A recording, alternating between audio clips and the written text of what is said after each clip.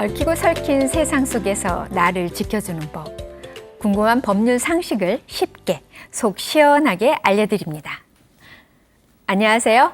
법 없이도 잘 살 것 같은 여자 배우 권경아입니다. 아는 것이 힘이다. 아는 법이 힘이다. 안녕하세요. 법이 있어야 잘 사는 여자 임지혜 변호사입니다. 요즘 일 외에는 거의 외출을 안 하고 집에 있는 시간이 굉장히 많잖아요. 그래서 저는 요즘 왠지 가구 배치도 좀 바꾸고 싶고 커튼 색깔도 좀 교체하고 싶고 또 인테리어도 좀 바꿨으면 좋겠고 그런데 저만 그렇게 생각하는 게 아니고 많은 분들이 그런 생각을 갖고 계시더라고요. 그래서 이 코로나 이후로 홈 인테리어가 굉장히 붐이 불고 있다고 합니다. 맞습니다. 요즘 홈 베이킹, 홈 트레이닝 이런 식으로 홈 붙인 단어 굉장히 많이 들어보셨을 거예요. 그만큼 집에서 먹고 일하고 운동하고 이게 바로 대세 문화로 자리를 잡게 된 것 같습니다. 가족들하고 정말 집에 오래 있어서 많은 것을 할 수 있어서 너무 좋기는 한데 또 이 집에 오래 머물고 있는 시간이 많다 보니까 이게 또 이웃들하고 문제가 많이 발생한다고 하죠? 맞습니다. 아무래도 코로나19 때문에 모두가 집에서 보내는 시간이 굉장히 늘어났잖아요. 재택근무하시는 분들도 늘었고 학생들도 집에서 원격 수업을 받다 보니까 층간소음 때문에 분쟁 발생하는 경우가 정말 많고요. 이런 경우뿐만 아니라 내가 집에서 이 바다 전망, 이 조망권을 갖고 싶어서 이 집에 이사 들어왔는데 앞에 다른 건물이 들어서서 내가 이 바다를 못 보게 됐다?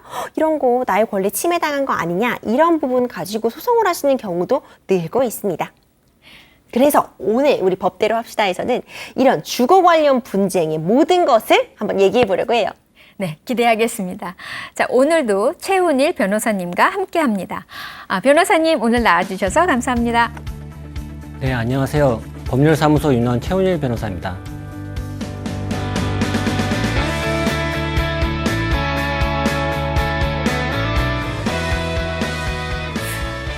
변호사님은 이 환경소송 워낙 많이 수행하신다고 제가 알고 있는데요. 정말 이 변호사님이 말씀해 주셨던 것처럼 소음, 일조 이런 문제 때문에 정말 이런 소송이 굉장히 많이 일어나고 있나요? 이게 주거의 질과 관계된 소송이잖아요. 주로 어떤 소송이 주로 많이 일어나고 있나요? 제가 환경센터 팀장 변호사로서 소송을 수행할 당시만 하더라도 변호수 대다수에게 일조권 침해 소송은 생소한 분야였고 판사님으로부터 이게 되는 거예요? 라는 질문을 받은 적도 있습니다. 그런데 지금은 주거의 질에 대한 관심이 많이 커지고 이를 수행하고자 하는 변호사들도 많아져서 예전에 비하면 일조권 침해 소송, 소음 소송은 정말 많아진 것 같습니다. 그 중에서 소송까지 가게 되는 경우는 소송을 통해서 받을 수 있는 배상금 규모나 그에 비하여 소송에 들어가는 비용이 어느 정도인지가 문제되는데 아무래도 일조권 관련 소송이 제일 많고 그 다음이 소음 진동 피해에 관한 소송입니다. 소음 진동 피해에 관한 소송은 환경분쟁조정위원회 정도에서 마무리되는 경우가 많은데 접수된 건수만 보면 4년간 2배 정도 증가했습니다. 악취소송, 수질오염 소송은 흔하진 않지만 증가하는 추세입니다. 근래에는 풍력발전소로 인한 그 피해 상담도 몇 번 했는데 통풍권에 대한 관심도 높아지고 있는 추세입니다. 네. 우리 사람들이 살아가는 장소 중에서 가장 중요한 게 또 이 집이잖아요. 또 다양한 이유 때문에 이 집에 대한 관심이 굉장히 높아지고 있는데요. 그래서 그런지 오늘 사연이 굉장히 많이 들어왔습니다. 자, 첫 번째 사연 소개해 드리겠습니다. 저희 아파트는 지을 때부터 바닷가 영구 조망권임을 광고하면서 판매를 했습니다. 저도 당연히 그 뷰에 매료되어 집을 계약하게 되었고요. 입주 후 만족스럽게 바닷가 뷰를 누리며 살고 있었는데 입주한 지 5년 정도 지났을까 저희 아파트 앞쪽에 대형 주상복합 아파트 신축이 결정되었습니다. 이 주상복합이 건축되면 저희 아파트에서 바라보는 바닷가의 일부 시야를 막아버리게 되는 상황인데요.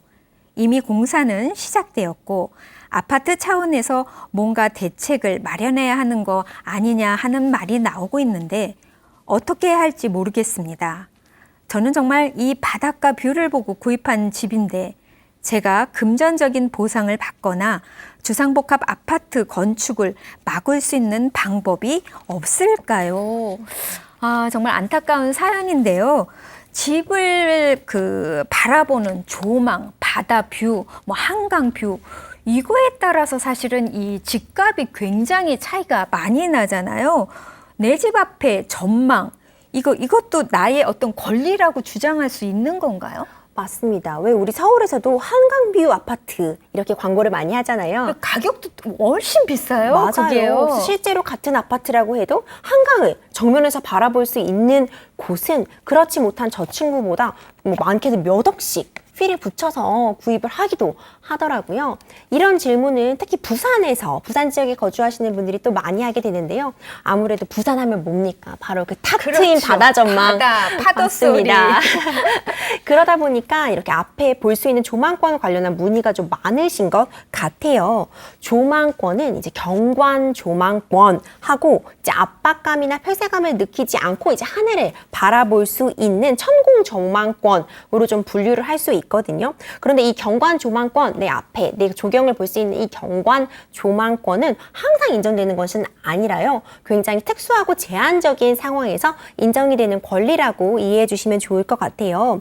그 장소가 특히 외부를 조망을 함에 있어서 특별한 가치를 지니고 있는 경우로서 그 조망 이익을 향유하기 위해서 그 장소의 건물이 신축된 경우, 이런 경우에 인정이 되거든요. 그렇기 때문에 뭐 호텔이나 레스토랑이라고 해서 바로 인정이 되는 거는 아니고요. 사회 통념상 이제 대부분의 이제 국민들이 봤을 때 저건 조망 이익을 누리기 위해서 건축된 것이다. 조망 이익이 굉장히 그 부동산의 중요한 가치를 지니고 있겠다. 이렇게 사회 통념상 어느 정도 합의가 되고 승인이 되어야 인정되는 거라고 볼 수 있을 것 같아요. 특히 이제 이 경관 조망권을 침해한 행위가 가해행위다, 위법한 가해행위다 이렇게 인정되려면 여러 가지 주변 제반 요소들이 다 고려가 되어야 되거든요. 주변 상황이나 건물의 용도, 영업상 이익에 그 조망 이익이 어느 정도 영향을 끼치는지를 종합적으로 판단을 해서 결정을 하게 되고요. 그래서 통상 주택의 경우에 이 경관 조망권을 인정하는 게 그렇게 흔한 일은 아닙니다. 다만 이제 좀 경관 조망권을 인정했던 그 예를 좀 살펴보면 이제 노후에 정말 힐링을 위해서 건축하신 거죠. 그렇죠.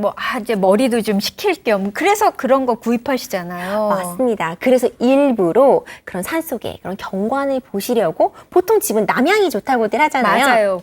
굉장히 따지잖아요. 남향이냐 이런 거 굉장히 따지시는데 일부러 경관을 바라보려고 북향으로 건축을 하신 경우에는 이 경우에는 경관 때문에 집을 지은 거다. 그래서 경관 조망권을 인정했던 그런 사례들이 있습니다. 그렇다면 이 사연자분 이야기처럼 주상복합이 예정대로 이렇게 다 건축이 됐어요. 그렇죠. 그러면 이 조망권이 이제 일부 이렇게 바닷가 뷰가 없어진다고 그랬잖아요. 그럼 이분은 어떤 금전적인 보상 받을 수 있나요? 일반인 분들이 자주 오해하시는데 1조 시간이나 조망률이 저해된다고 바로 침해라고 판단하는 것은 아닙니다. 그렇군요. 이웃 간 토지 이용 관계를 규율하는 상린관계상 수인 한도를 초과해야 위법한 행위라고 판단되어 금전적인 배상을 받을 수 있는데 수인 한도를 초과하기 위해서는 조망률이 일정 수준 이상 침해되어야 하고 앞서 말씀한 바와 같이 부가적인 요소까지 고려되어야 하기 때문입니다. 주택의 경우에는 일반적으로 인정되지 않는다고 말할 수 있으나 앞서 말씀한 바와 같이 아주 예외적인 경우라면 손해배상 청구로 금전배상을 받으실 수 있습니다. 여기서 일반인 분들께서 또 헷갈려 하시는 게 경관조망권 침해를 이유로 청구할 수 없다면 손해배상 청구를 하면 되지 않느냐고 많이 말씀하시는데 같은 것입니다. 불법행위로 인한 손해배상 청구이고 그 불법행위가 되는 이유를 경관조망권 침해라고 구성하기 때문입니다. 그럼 이 사연자분처럼 만약에 그럼 이 공사를 못하게 하는 그런 어떤 권리도 갖고 계신 건가요? 맞습니다. 지금 MC님이 공사를 못하게 하는 권리다 이렇게 좀 설명을 잘 해주셨어요. 이거를 우리가 보통 이제 공사금지 가처분이라고 말을 할 수 있는데요. 공사금지 가처분, 우리 법대로 합시다에서도 가처분, 가압류 이 개념 많이 나왔었잖아요. 맞아요. 가짜가 좀 많이 붙었었죠. 맞습니다. 우리 MC님도 정확히 기억을 하고 계시는데요. 그러니까 본안 금지 소송, 본안 소송에서 공사를 금지해 주세요. 공사하지 말게 해주세요라고 제대로 본안 소송을 하기 전에 당장 지금 이 공사를 하고 있음으로써 내가 피해를 보고 있는 상황이라서 이제 본안 판결 선고 시까지 임시적으로 일단 공사를 중지시켜달라. 이런 걸 보전적으로 하는 게 이제 공사 금지 가처분이거든요. 그러니까 이거는 본안 소송 가기 전에 당장 공사를 금지시킬 수 있는 이익을 얻을 수 있기 때문에 당연히 엄격히 판단을 해야겠죠. 그렇기 때문에 뭐 손해배상 같은 거는 금전적으로 타인의 준 피해에 대해서 보상을 하는 조치지만 이런 가처분은 직접적으로 상대방의 소유권 행사를 방해하는 일이기 때문에 법원은 좀 공사를 금지시키는 것에 대해서 수인 항도를 초과했는지, 그러니까 저 상대방이 정말 견딜 수 없는 피해를 입고 있는지를 좀 엄격하게 판단하고 있는 그런 실정입니다. 정말 이 사연은 법적으로 그 사안을 잘 따져봐야 될 사항인 것 같습니다. 사연자분 정말 잘 해결됐으면 좋겠습니다. 자, 그럼 다음 사연 하나 또 소개해드리겠습니다. 저희 집 옆 상가 공사 때문에 정말 큰 피해를 겪고 있습니다. 바로 저희 아파트 옆에서 상가를 철거하고 다시 짓고 있는 거라 일단 철거 때 정말 엄청난 소음에 시달렸고 지금도 매일 공사 소음에 스트레스가 너무 심합니다. 소음도 문제지만 환기를 하고 싶어도 먼지가 너무 많이 들어와 집문도 못 열고 몇 달째 살고 있어요. 뭔가 대책을 세워달라고 민원도 넣어보고 했지만 마땅한 조치가 취해지지 않고 가림막을 쳐둔 상태지만 여전히 막대한 분진, 먼지와 소음은 해결되지 않고 있습니다. 법적인 조치를 취해 공사를 못하게 할 방법이 없을까요? 이렇게 집주인처럼 이 집의 주변에서 공사를 하면 이 소음, 먼지, 이거 발생을 하게 되면 정말 이 삶의 질이 너무 떨어질 것 같아요. 이만저만이 아니죠. 창문도 제대로 못 여실 거 아니에요. 네, 그렇다고 이게 앞으로 건물들은 계속 또 지어지잖아요. 안 지어질 수는 그렇죠. 없는 거고 이런 공사를 막을 수도 없고 이 건물을 지을 때 이 주변에서 이 피해를 아주 최소화할 수 있는 무슨 그런 조치할 수 있는 그런 법이 뭐 있나요? 소음진동관리법에 따라 소음의 경우 주거지역 공사장에서 아침인 5시부터 7시까지, 저녁인 18시부터 20시까지는 60데시벨, 주간인 7시부터 18시까지는 65데시벨, 야간인 22시부터 5시까지는 50데시벨을 초과하는 경우 상업지역 공사장에서 아침인 5시부터 7시까지, 저녁인 18시부터 22시까지에는 65데시벨, 주간인 7시부터 18시까지에는 70데시벨, 야간인 22시부터 5시까지에는 50데시벨을 초과하는 경우 통상적으로 수인한도를 초과하는 소음 피해가 인정될 수 있습니다.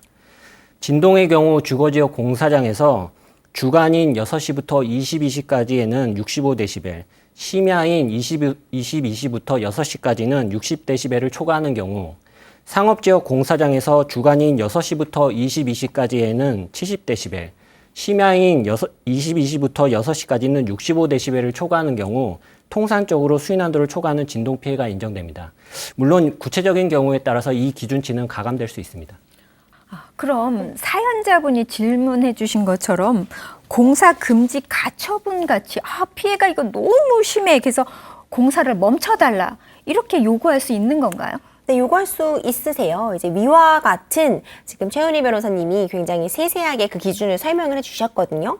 그 기준을 초과해서 그 기준이 정해져 있는데 그걸 넘어서 소음 진동을 발생시키는 그런 경우에는요, 이제 특별자치시장, 특별자치도지사 또는 시장, 군수, 구청장은 작업 시간의 조정, 소음 진동 행위의 분산 중지, 그리고 방음 방진 시설의 설치, 환경 불용으로 정하는 소음이 적게 발생하는 건설기계의 사용 등 필요한 조치를 명할 수 있다고 관련 법에 규정이 되어 있거든요.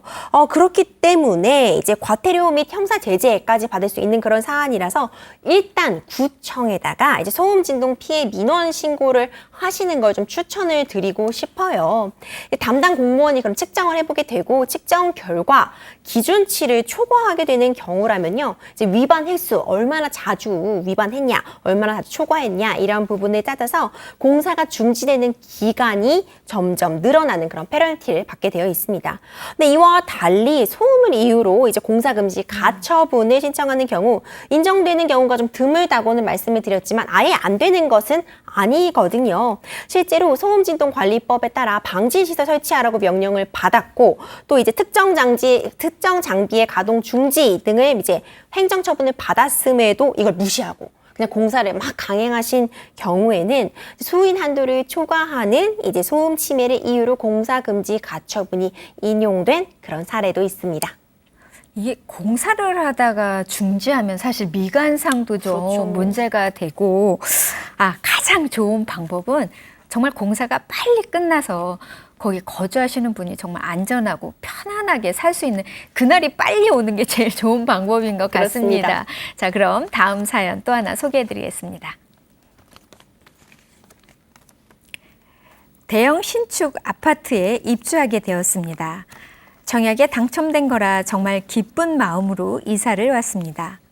기쁜 마음도 잠시 이사 온 후 집 때문에 정말 골머리를 앓고 있습니다. 저희 집이 아무리 저층이라고 해도 아파트 배치가 잘못된 건지 정말 하루 종일 해가 들지 않습니다. 앞 아파트 그늘에 가리고 오후에는 옆 상가 그늘에 가려지고 해서 해가 집에 들어오질 않으니 하루 종일 어두움 침침한 느낌으로 살고 있습니다. 신축 아파트 부품 기대를 안고 왔는데 정말 속상합니다. 이건 건축 자체에 문제가 있는 건 아닌가요? 배상을 받을 곳은 없을까요? 사실 저는 집을 이렇게 보고 살 때, 조망, 이거 햇볕이 잘 드나? 아니면 또 이 바람이, 통풍이 잘 통하나? 이걸 사실은 제일 먼저 중심적으로 그렇죠. 제가 보거든요. 근데 이게 해가 잘 안 들어오면 이 집 안에 실내도 이거 계속 좀 많이 상하는 것 같아요. 곰팡이도 생기고. 아무래도 그렇죠. 또 이제 정신적으로 또 우울증도 생길 것 같아요. 맨날 어두우니까 이렇게 빛이 안 들고 이게 계속 그늘진 상태라면 이거 아파트 건설사나 시행사 이쪽한테 어떤 보상이나 뭐 이런 거 청구할 수 있는 거 아닌가요? 맞습니다. 보호받는 이런 일조 이익은 이제 기존의 토지, 건물 소유자 등이 기존에 향유하고 있던 이익이 되어야 된다는 게 이제 기본적인 원칙이기 때문에 이제 새롭게 신축된 건물이 건축되고 봤더니 직사광선이 좀 차단되고 MC님 말씀하신 것처럼 빛이 잘 안 듣고 어둡다고 해서 바로 일조권 침해를 안타깝지만 주장할 수 있는 것은 아니거든요. 이제 수분양자들, 이제 분양을 받은 사람들은 이미 일조를 방해받는 아파트를 원래 그런 집을 분양받은 셈이다 이렇게 볼 수 있기 때문인데요.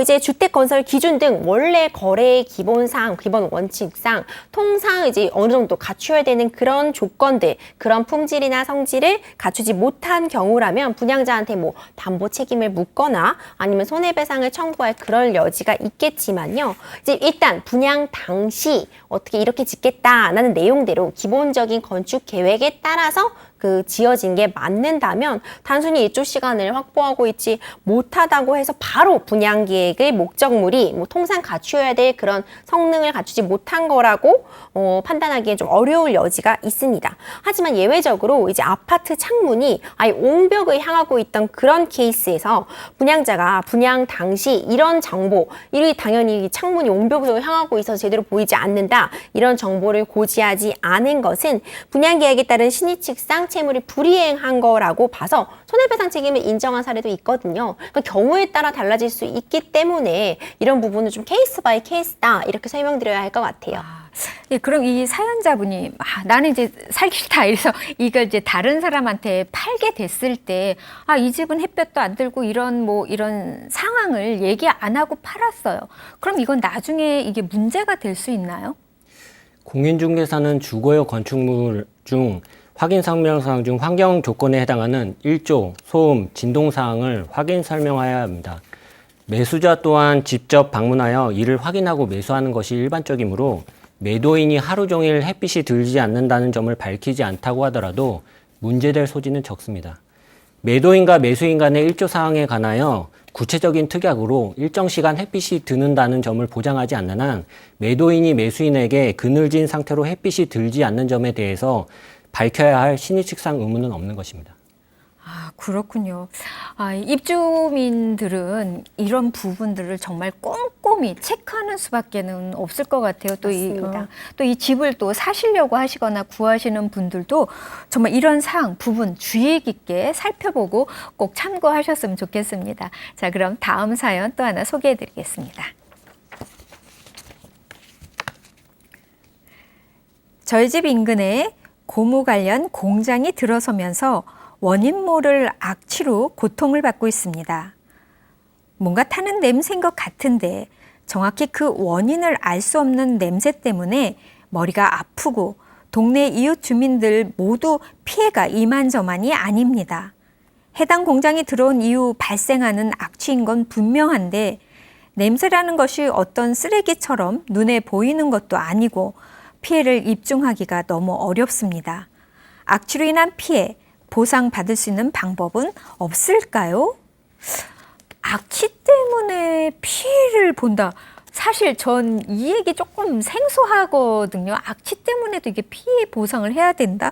이런 걸로 진짜 소송하는 경우가 있나요? 형체가 없잖아요. 맞습니다. MC님이 말씀하신 것처럼 생소하다 이렇게 말씀하셨는데 그 말이 정말 정답이세요. 좀 생소하죠. 일반인 분들에게 악취 관련해 소송을 한다? 이 부분 굉장히 좀 이질적이고 생소하게 느껴지실 수 있을 것 같아요.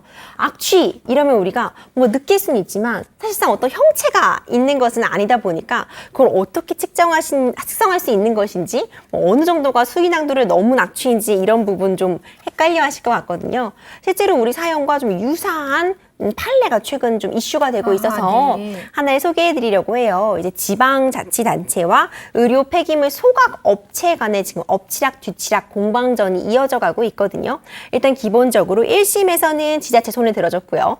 2심에서는 다시 이제 이 폐기 업체 손을 들어줬고 마지막 대법원에서 다시 지자체 손을 들어주면서 지금 파기환송심의 결론에 지금 다들 지금 촉각을 곤두세우고 있는 그런 상황이거든요.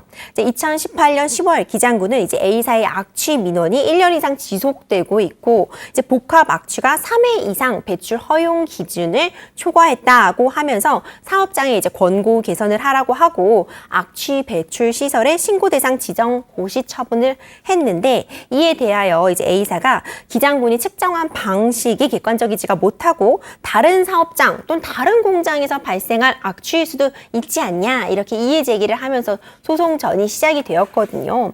이제 1심 재판부에서는 기장군이 악취 물질을 그런 측정한 방식이 객관적이었다.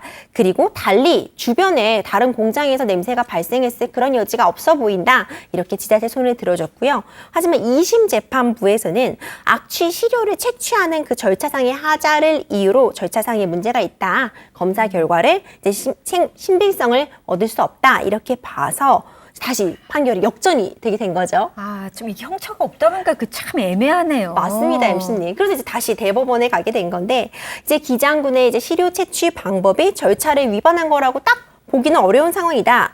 그리고 원심이 시료 채취하고 나서 그 당시의 기상 상태라든가 뭐 다른 부분에 대한 영양 조사 등을 충분히 심리하지 않은 것 같다. 이렇게 보면서 2심 판결을 뒤집히고 다시 기장군의 약간 승소취기로 판결이 부산고등법원에 파기환송이 되면서 결국 어떤 판단이 최종적으로 나올지 이제 악취 관련 소송에서 좀 주의를 지켜볼 만한 필요가 있다 이렇게 말씀드리고 싶네요.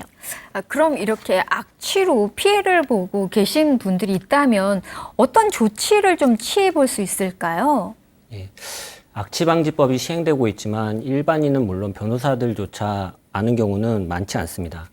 악취방지법에 따라 특별시장, 광역시장, 특별자치시장, 도지사, 특별자치도지사 또는 인구 50만 이상의 시의장은 신고 대상 시설이 배출 허용 기준을 초과하는 경우 개선 명령을 내릴 수 있고 이를 이행 안 하거나 최근 2년 이내에 반복하여 배출 허용 기준을 초과하여 배출하는 경우 시도지사 또는 대도시의 장은 해당 신고 대상 시설의 전부 또는 일부 조업 정지를 명할 수 있으므로 안전신문고 홈페이지에 접속하셔서 적극적으로 신고하시면 됩니다. 악취 또한 수위난도를 초과하는 경우 사법적으로 손해배상 청구나 금지 청구를 할 수 있으나 이 역시 소송을 통하여 얻을 수 있는 이익에 비하여 들어가는 비용이 과다하기 때문에 어렵습니다. 악취 확산 모델링 같은 그 시뮬레이션 감정을 거쳐야 하는데 흔하지 않는 감정으로 그 감정 비용만 수천만 원에 달하기 때문에 소송 비용을 먼저 납부해야 되는 피해자로서는 쉽지 않습니다. 이러한 경우 환경부 소속 환경분쟁조정위원회의 재정제도나 환경오염 피해 소송 지원 제도를 통하여 소송 지원을 신청하실 수 있습니다. 네, 정말 눈에 보이지 않는 것과 싸우는 거, 이거 정말 힘든 일일 것 같습니다. 사연자분 아무쪼록 잘 해결됐으면 좋겠습니다. 자, 그럼 다음 사연 또 하나 소개해드리겠습니다. 지금 사는 집은 직장에서도 가깝고 교통도 편하고 마트도 가까워 마음에 쏙 들었습니다. 그런데 새로 윗집이 이사 온 후 일상생활이 모두 무너져 버렸습니다. 낮 시간은 물론이고 밤 시간에도 쿵쿵거려서 정말 참을 수가 없었는데요. 개인 방송을 하는지 새벽까지 음악을 틀고 시끄럽게 떠드는 통에 도저히 잠을 잘 수가 없습니다. 저도 이 집에 올라가 항의를 몇 차례 하고 윗집에서도 사과를 하고 주의하겠다고 했지만 도무지 상황이 나아지지 않습니다. 이제 더 이상 여기서 살기 힘들 것 같아서 이사 비용이랑 손해배상이라도 청구하고 싶은 심정인데 법적으로 해결할 방법은 없을까요? 이 다세대가 사는 아파트나 빌라, 이 층간 소음 때문에 문제가 되는 경우가 정말 많습니다. 특히 요즘 같은 경우에는 더 그렇죠. 그렇죠. 그 층간 소음 해결하는 방법 어떤 것들이 있을까요? 지금 코로나19 때문에 정말 많은 분들이 집에 머무는 시간이 늘어나면서 층간소음이 정말 문제는 문제입니다. 층간소음을 발생시키는 요인은 굉장히 다양한 것들이 있을 수 있겠죠. 근데 이제 단연 압도적으로 많은 원인으로 꼽히는 게 아이들 뛰는 소리. 맞아요. 그래서 아이들 많은 집은 막 1층으로 이사 가려고 하시는 분들도 많더라고요. 맞습니다. 아이들 쿵쾅쿵쾅 뛰는 소리가 이제 층간소음 발생 요인으로 꼽히고 있고요. 두 번째로는 TV, 세탁기, 청소기, 안마기 같은 이제 기계 돌리면서 가전제품들 돌리면서 나는 소리가 있을 수 있고 또 이것도 만만치 않죠. 세 번째는 이제 어른들이 쿵쿵거리면서 이제 발 뒤꿈치, 발망치라고 하더라고요. 이 쿵쿵 걷는 소리 이런 게 좀 소음 요인으로 꼽히고 있고 뿐만 아니라 피아노 치는 소리나 색소폰 부시는 소리, 노래 부르시는 소리 이런 것들이 다 소음을 유발하는 층간소음을 유발하는 요인으로 좀 꼽히고 있습니다. 또 이렇게 소음을 유발했을 때 또 이제 아래층에서 과도하게 이 소음에 대해서 항의하시는 방식 때문에 또 법적인 분쟁으로 가거나 경찰이 출동하고 이런 경우도 많이 발생하고 있고요. 참 이웃 간의 이런 문제 좀 터놓고 얘기하기가 좀 어려운 건 사실이잖아요, MC님. 좀 서로 시끄럽다고 얘기하기 좀 얼굴 붉히죠. 그래서 대부분 이렇게 좀 저 같은 경우도 이렇게 참고 사는데 그 이제 수위가 넘어가면 이게 문제가 되는 것 같아요. 맞습니다. 아무래도 다들 좀 좋게 해결해 보시려고 하시는 분들이 더 대다수겠지만 좀 극단적으로 갈등으로 치닫게 되시는 경우라면 먼저 아파트 거주하고 계신다면요. 먼저 관리사무소에다가 이제 이런 부분을 신고를 하시는 게 좀 정확할 것 같아요. 그럼 관리사무소 측에서 어느 정도 그 윗집이나 아랫집에 서로 연락을 취해 주시고 이런 중재하는 역할을 하고 계시거든요. 그렇기 때문에 이제 관리사무소 통해서 좀 이제 항의를 하시는 방법을 추천드리고 싶고 이제 아파트 관리사무소를 통해서도 이제 협의가 제대로 이루어지지 않는 경우라면 다양한 층간소음에 대한 분쟁 조정기관이 또 따로 마련이 되어 있거든요. 우선 분쟁조정위원회가 있고요. 층간소음 상담센터도 마련되어 있습니다. 분쟁조정위원회는 이제 분쟁에 대한 합의점이나 조정안을 제시해주는 역할을 분쟁조정위원회가 하고 있거든요. 이 조정안은 마치 이제 판결 같은 재판상 화해와 같은 그런 효력이 발생하기 때문에 이런 부분을 이용하시는 경우도 많이 있고요. 그리고 이제 층간소음 상담센터로는 많이들 들어보셨을 거예요. 층간소음 이웃사이 센터라고 마련이 되어 있거든요. 이 이웃사이 센터에서 이제 온라인으로 민원을 접수하면 이제 중재하에 현장을 직접 방문하셔서 상담도 하고 층간소음 측정 서비스도 진행해 주셔서 입주민 간의 이런 그 층간소음 분쟁 해결에 도움을 주시고 있어요. 그렇기 때문에 이런 부분 좀 활용을 하셔서 좀 소송까지 가지 않고 소송 가기 전에 좀 해결하시려는 방식도 많이 좀 이용하고 계신 것 같습니다. 그럼 그 층간소음 기준 이런 게 마련되어 있는 게 있나요? 층간소음에는 입주자 또는 사용자의 활동으로 인해 발생하는 소음으로 직접 충격 소음, 공기 전달 소음이 있습니다. 다만 욕실, 화장실, 다용도실에서 급수 배수로 발생하는 소음은 층간소음 범위에서 제외하고 있습니다. 층간소음의 기준에 대해서 우리 법은 표와 같이 층간소음의 기준을 직접 충격 소음에 관하여는 주간인 6시부터 22시까지에는 1분간 등가소음도 43dB, 최고 소음도는 57dB로, 야간인 22시부터 6시까지에는 1분간 등가소음도 38dB, 최고 소음도는 52dB로, 공기 전달 소음에 관하여는 주간인 6시부터 22시까지에는 5분간 등가소음도 45dB, 야간인 22시부터 6시까지는 40dB로 정하고 있는데요. 이렇게 주간, 야간을 나눠 정하고 있긴 하지만 소음이라는 게 사람에 따라서, 상황에 따라서 달라질 수 있기 때문에 객관적인 기준을 적용하기 좀 어렵습니다. 아, 그렇군요. 이게 좀 누가 듣느냐에 따라 또 좀 그게 달라질 수 있을 것 같아요. 그럼 이 사연자분은 손해배상을 좀 받고 싶다 이렇게 말씀을 하셨는데 그렇죠. 이 손해배상 청구할 수 있는 건가요? 또 나는 너무 시끄러워서 도저히 못 살겠다. 저 사람을 이사시켜야겠다. 아니면 나는 그럼 내가 이사 가야겠어. 그러니까 이사 비용을 그 사람한테 청구할 수 있나요? 이런 부분 궁금해하시는 분들 많으실 것 같아요. 예시님이 시청자 여러분들이 딱 궁금해하실 만한 부분을 딱 캐치해서 질문을 해주셨는데요. 맞습니다. 이런 경우 윗집을 상대로 불법 행위에 기한 너희가 불법 행위를 했으니까 나에게 손해배상을 하라. 이런 의미에서 불법 행위에 기한 손해배상 청구권을 행사하실 수는 있는데요. 현실적으로 입증에 좀 어려움이 있습니다. 이제 현실적으로 실제 윗집 사람이 어느 정도 소음을 유발시켜서 아랫집에 물리적인 피해를 줬는지 그 정신적인 피해를 입증해야 되는데 그게 사실 쉽지는 않겠죠. 굉장히 까다롭다고 말씀드릴 수 있을 것 같은데요. 오히려 이와 반대로 최근에 보복 층간 소음이 있었던 거죠. 이제 보복 층간 소음이라고 하면 많이들 아실 거예요. 이제 뭐 윗집에다가 일부러 쿵쿵거리고. 맞습니다. 뭐 어떤 기계를 설치하시는 경우도 있다고 하는데 소음 증폭 장치 같은 거를 설치하셔서 이렇게 가해 행위를 하시는 경우도 있다고 하던데 보복 층간 소음으로 윗집이 이사를 갈 수밖에 없게 그렇게 만드신 사례에서 오히려 법원이 이사 비용 및 이제 주거지 월세를 포함한 손해배상금 5천만 원 정도를 판결한 그런 사안도 있거든요. 이렇게 타인에게 고통을 줄 목적이 분명한 거죠. 이건 타인을 괴롭히기 위한 거다. 일상생활을 하면서 유발한 그런 소음이 아니라 이거는 윗집 혹은 아랫집을 분명히 괴롭히기 위해서 의도적으로 발생한 소음이다. 이런 부분이 입증이 되면요. 이 경우는 불법 행위가 인정이 돼서 손해배상 청구도 가능하다고 말씀드릴 수 있을 것 같아요.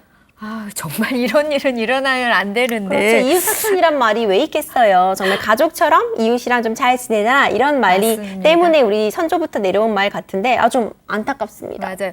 이 층간소음 이거 가서 막 따지려고 해도 이게 정해진 무슨 방법이 있다고 저는 그렇게 알고 있거든요. 요즘은 대려 이렇게 막 피해가 돼서 이렇게 항의를 했는데 반대로 처벌받는 경우도 있다고 저는 들었는데 어떤 건가요? 예. 만약 수시로 문을 두드리거나 욕설을 하고 이를 넘어 허락 없이 집에 들어가거나 퇴거 요청에 불응하는 등의 행위까지 나아갔다면 이는 우리 법원에서 인정하는 층간소음 항의 허용 정도에서 벗어난 것으로 사생활 침해가 인정되거나 주거 침입으로 처벌될 여지가 높고 욕설 및 협박을 동반하는 경우 모욕죄 및 협박죄도 성립할 수 있습니다. 또한 이런 행위를 지속하는 경우 접근금지 가처분 신청 또한 인용된 사례가 있고요. 예, 정말 뭐 따지러 간다고 함부로 가면 안 될 것 같아요. MC님 층간소음 때문에 경찰분들도 출동하시는 경우가 종종 있다고 해요. 서로 좀 배려하는 마음이 정말 제일 중요할 것 같아요. 이제 윗집에서는 최대한 소음 피해 줄이도록 조심하는 게 필요하고 이제 또 아랫집에서도 어느 정도 승인 한도 내의 소음이라면 좀 이해해주는 서로 그런 배려하는 마음이 꼭 필요한 때인 것 같습니다. 이 층간소음 이거 정말 현실적으로 어떻게 이렇게 잘 해결하는 방법이 뭐 없을까요? 예, 당연히 서로 배려하며 조심하며 사는 것이 좋겠지만 낮 시간의 생활소음은 어느 정도 양해하는 문화가 필요합니다. 만약 층간소음 문제가 발생하면 층간소음 상담센터를 통해 상담을 진행하고 현장 진단을 받아 현장 진단 결과를 받아 놓으시는 게 낫습니다. 소음이나 진동이 발생할 때마다 차량 녹음을 해놓는 것이 향후 소송으로 진행될 때에도 도움이 됩니다. 근데 사실 이게 이웃 간의 소송 이건 좀 그렇잖아요. 그래서 이거 환경 관련 분쟁 이거 소송으로 안 가고 그 전에 어떻게 이렇게 잘 해결할 수 있는 방법 없을까요? 맞습니다. 지금 MC님이 말씀해 주신 것처럼 뭔가 이웃 간에 소송하기가 좀 번거롭다는 점도 있을 거고, 사실상 이런 환경 관련 소송은 우리가 얘기해봤지만 그 실체가 참 눈앞에 보이는 게 아니라 뭐 햇빛을 제가 뭐 어떻게 모아놨다가 이걸 제가 피해를 입었어요 할 수 있는 것도 아니고, 우리가 봤던 악취도 그렇고요, 층간소음도 그렇고요, 뭔가 물리적으로 딱 이 사람이 내 돈을 가져갔어요, 내지는 이 사람이 저를 때렸어요. 그렇죠. 형체가 없는 그렇죠. 거잖아요. 이런 거기 때문에 입증의 어려움도 있어서 우리가 소송 가기 전에 다양한 분쟁 조정 절차를 좀 두고 있거든요. 이제 환경 분쟁 조정 제도를 이제 이용해 보셔라, 이렇게 가이드를 드리고 싶어요. 이제 환경 분쟁 조정 위원회는 환경 분쟁 조정 법에 따라 이제 그 각각 설치가 돼서 환경 분쟁을 좀 신속 공정하고 효율적으로 구제하기 위해서 이제 그 임무로 이런 걸 하고 있는 그런 곳인데요. 조정이라는 건 환경 분쟁에 대한 알선, 조정, 제정 및 중재를 의미한다고 볼 수 있습니다. 조정을 신청하려면 이제 관할 위원회에 알선, 조정, 제정 또는 중재 신청서를 제출하시면은 이제 조정을 받으실 수 있고요. 당사자는 이제 손해배상을 받는 거, 손해배상을 받는 게 어떻게 보면 가장 중요하겠지만, 손해배상을 받는 것뿐만 아니라요, 이에 가름한 원상회복, 원래대로 돌려달라, 이런 것도 받으실 수 있고, 아니면 뭐 환경 피해를 예방하거나 또는 더 이상 환경 오염을 방지하기 위한 유지 청구도 할 수 있기 때문에, 피해 당사자는 이제 조업 정지나 작업 방법의 개선, 다른 방식으로 작업해라, 이런 식으로 피해 예방 및 확산 방지를 구하실 수 있습니다. 이제 알선 조정, 이런 내용 말이 좀 어려우니까 간단히 좀 설명을 드려보면요. 알선은 분쟁 당사자 간의 화해를 유도하면서 합의가 이루어지게 하는 것이고요. 조정은 알선으로 해결이 곤란한 분쟁 상황에 대해서 조정위원회가 사실조사 후에 조정안을 작성해서 양측에 일정 기간을 주고 권고하는 것이죠. 이런 방식으로 분쟁의 해결을 도모하는 것이다, 설명을 드릴 수 있을 것 같아요. 끝으로 제정이라고 하는 건 알선 그리고 조정으로 해결이 곤란한 그런 손해배상 사건 등에 대해 제정위원회가 이제 인과관계 유무나 뭐 피해액이라던가 이런 거를 판단해서 결정하는 재판에 거의 준하는 절차다, 이렇게 설명드릴 수 있을 것 같습니다. 네, 정말 귀에 쏙쏙 들어갑니다. 최 변호사님, 그 환경소송 이거 정말 많이 다뤘을 텐데요. 그중에서 좀 기억나는 소송이 있었다. 어떤 게 있을까요? 예, 일조권 침해를 이유로 하는 공사구지 가처분 결정은 계속받고 있지만, 송파 헬리오시티 아파트를 상대로 인용받은 것이 가장 기억에 남습니다. 이 사건도 1심에서는 기각 결정을 받았지만 신속하게 대응하여 항고심에서는 인용 결정으로 그 결과를 뒤집어 기뻤고, 지금도 처형내가 송파 헬리오시티에 살고 있어 자주 가기 때문에 그때의 긴박했던 순간이 떠올리기 때문에 기억에 남는 것 같습니다. 송파 헬리오시티는 소형 위성도시에 버금갈 정도로 대형 단지였는데 1심에서는 시뮬레이션 감정 신청을 받아주지 않았습니다. 통상 보존처분 단계에서 신속성을 위하여 즉시 심리할 수 있는 자료를 대상으로 하는 건 맞지만, 1조 침해를 이유로 하는 공사금지 가처분에서는 워낙 이해관계가 첨예하게 대립하는 만큼 사적으로 작성된 감정서만으로는 섣불리 판단할 수 없기 때문에 감정을 채택하는 것이 일반적이어서 이해하기 어려웠습니다. 그래서 급하게 1조 분석 전문 업체에 의뢰하여 1조 시뮬레이션 감정 보고서를 받았고, 그 보고서를 제출하였지만 그마저도 피해자들이 의뢰하여 작성된 보고서라는 이유로 재판부는 믿을 수 없다고 공사금지 가처분 신청을 기각하였습니다. 피해자가 소명하겠다고 하는데도 그 기회를 안 주고 소명이 없다고 판단하는 것에 대하여 도저히 납득하기 어려워 즉시 항고를 하였고, 결국 항고심에서 감정 절차를 통하여 공사금지 가처분 인용 결정을 받았습니다. 공사금지 가처분의 경우에는 가해 아파트 골조 공사가 완공되면 보존할 필요성이 없다고 기각하는데, 통상 1심만 거치더라도 골조 공사가 완공되기 쉽기 때문에 항고심에서는 긴장의 연속이었습니다. 무더위와 비로 인하여 공사 일정이 약간 늦어지지 않았다면 시기를 놓쳤을 것이라는 점에서 아직도 손에 땀이 납니다. 1심 결과에 풀 죽었던 의뢰인분들께서 2심 결과에 환하게 웃던 그 모습을 잊지 못하고 그 맛에 변호사를 하는 것 같습니다.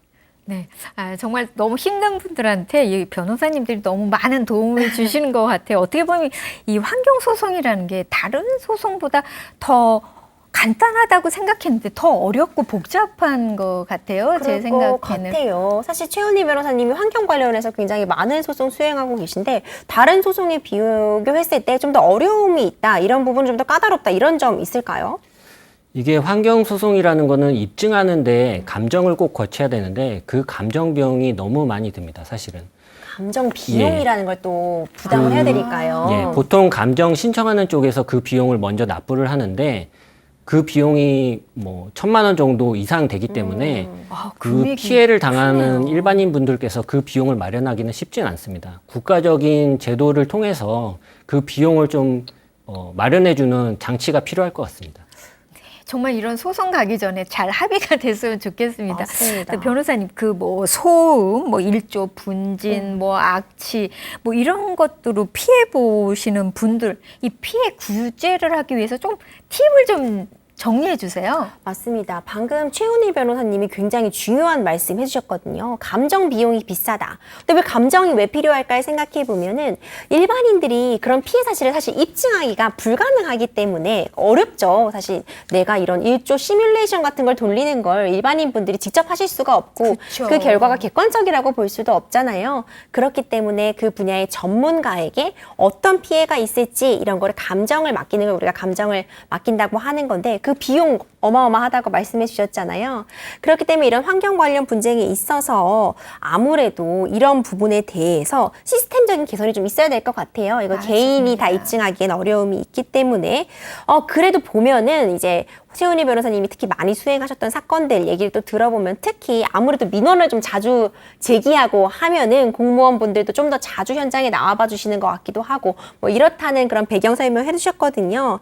그렇기 때문에 좀 민원 좀 많이 제기해 보시고 피해 사실이 있다면 본인이 좀 적극적으로 주장하시는 게 베스트인 것 같다, 이런 생각이 들기는 해요. 또 한 가지 더 궁금한 부분이 이런 환경소송 같은 경우에는 뭐 피해자가 다른 소송과 같이 뭐 한 명이서 제기하시기보다는 여러분들이 같이 제기하시는 경우가 맞아, 많지 아파트 않을까요? 단체에서 하는 경우가 참 많이 주위에서 봤어요. 네, 저도요. 그럴 것 같아서요. 네, 이 환경 소송 같은 경우에는 그 미치는 영향 범위가 넓기 때문에 아무래도 다수의 피해자가 발생합니다. 아파트 1조권 관련해서도 1조권 침해를 이유로 비상대책위원회를 요즘 많이 구성하고 그것을 통해서 그 소송을 하는 경우가 많이 있습니다. 결국 집단적으로 좀 혼자 하기보다는 여럿이 하는 경우가 많을 것 같아요. 마지막으로 최은희 변호사님, 이 환경 관련 소송에 있어서 좀 전문가로서 팁 뭐 좀 주신다면 어떤 거 있을까요? 예, 그 임 변호사님께서 말씀하신 것처럼 환경권은 아직까지는 권리로서 충분하게 보호되지는 않고 있습니다. 그렇지만 이것을 그냥 포기하시지 마시고 적극적으로 전문 변호사와 상담하셔가지고 방법을 꼭 찾으셔가지고 노력하는 게 필요한 것 같습니다. 네, 오늘 정말 두 변호사님 덕에 정말 좋은 정보 너무 많이 알아봤습니다. 법대로 합시다. 오늘은 주거 분쟁의 모든 것에 대해서 알아봤습니다. 이웃의 숟가락이 몇 개였다. 예전에는 이렇게 정말 이웃끼리 너무 친했잖아요. 근데 예전처럼 그런 이웃 사촌이 될 수는 없더라도 이웃 때문에 못 살겠어. 이런 일은 생기지 않았으면 좋겠습니다. 정말 너무 좋은 이웃을 바라지 말고 먼저 서로 배려하고 양보하고 서로 사랑한다면 서로 이웃 간에 이런 분쟁은 일어나지 않을 거라고 생각합니다. 네, 맞습니다. 예수님이 말씀 주신 것처럼 집이라는 공간은 내가 사랑하는 가족들이 먹고 자고 함께하는 공간이잖아요. 이 공간을 좀 소중하게 지키기 위해서 당연히 이해와 배려도 필요하겠지만 더 이상 이해와 배려로 해결되지 않는 상황에 처하신다면 변호사의 조력 받으시는 것도 추천드리고 싶습니다. 네, 오늘 너무 감사합니다. 최 변호사님 오늘 함께 해주셨는데 어떠셨어요? 예, 환경권이라는 것에 대해서 관심이 많아지는 것 같아서 기분이 좋습니다. 이러한 자리를 마련해 주셔서 감사하고요. 네, 저희는 여기서 인사드리고 다음 주에 더 유익한 법률로 다시 찾아뵙겠습니다. 지금까지 함께 해주신 여러분 감사합니다.